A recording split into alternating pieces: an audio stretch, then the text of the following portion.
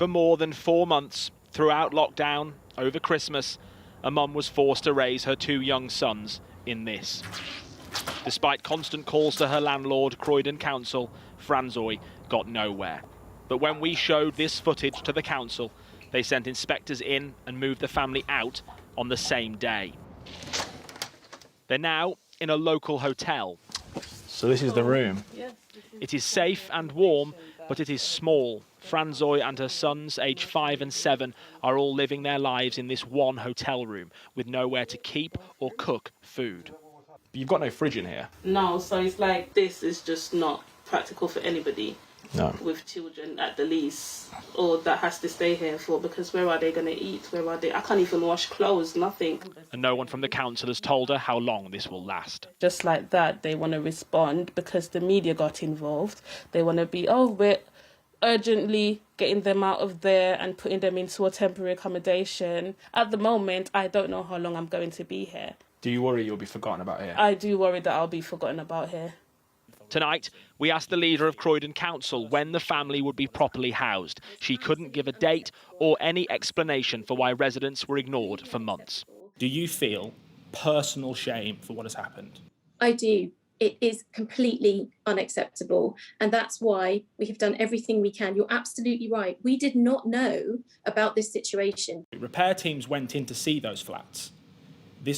Some people did know what was going on there in your organisation. Repairs teams attended 3 times, as I understand it.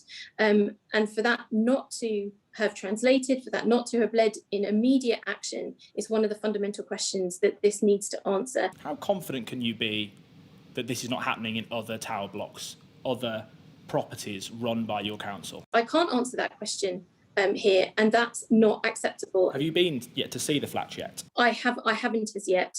Why? I haven't had an opportunity to be there as yet, but I am very keen to be able to go and see that for myself. Earlier, we asked the Prime Minister what he was doing to help tenants in Britain living in poor housing. I greatly regret the story and the facts that you've uncovered just now. What we've got to do as a country is work together to build back better from the pandemic. But ITV News has been sent example after example of people living in poor quality, dangerous homes from across the country. Severe leaking, black mould, damp, with complaints made to landlords, but very little done about it.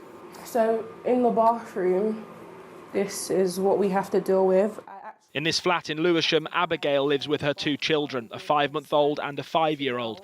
Black mould and damp began appearing 6 months ago, spreading across the flat. And despite persistent calls to her housing association, it remains. It's making me really feel depressed because I already feel worried for the health of my own kids. I contacted my landlord, who have done nothing about it. It's been a case of me having to chase them up.